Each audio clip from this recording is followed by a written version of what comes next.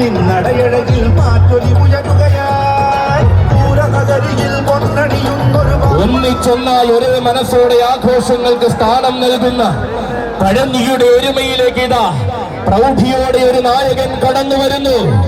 അതെ, ഒരുമ്പിട്ടിറങ്ങിയ നാൾ മുതൽ ഒരിക്കലും വിട്ടുകൊടുക്കാത്ത നവരത്ന മേലെ പട്ടിത്തടം ഇറക്കുന്ന കരുത്തുറ്റ നായകൻ, അനന്യ സൗന്ദര്യത്തിന്റെ അവസാന വാക്ക്, ആന കേരളത്തിന്റെ നാട്ടുരാജാവ്, ഒരേ ഒരു നാട്ടുരാജാവ്, സാക്ഷാൽ നവലോക സുന്ദര ഛത്രാധിപതി ഗജരാജ ലക്ഷ്മണ പെരുമാൾ കതിർ വില്ലഴകൻ പാമ്പാടി രാജൻ.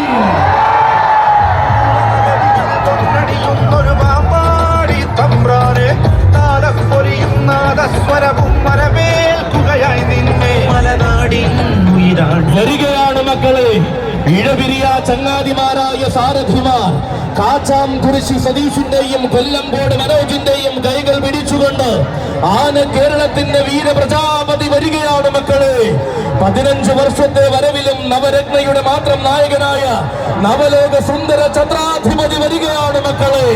കോടനാടിന്റെ കാനന സീമയിൽ നിന്നും കോടി കോടി സൂര്യപ്രഭയോടെ ഉദയം കൊണ്ട് കതിർവില്ലഴകൻ വരികയാണ്.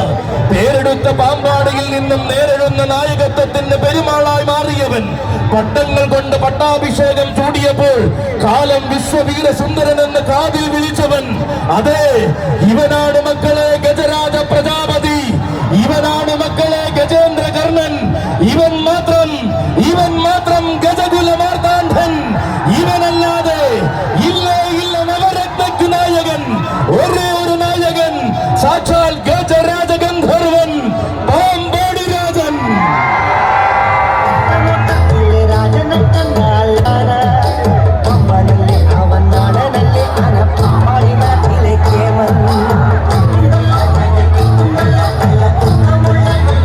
വരികയാണ് കൂട്ടരെ, നവരത്നയുടെ വരവിന്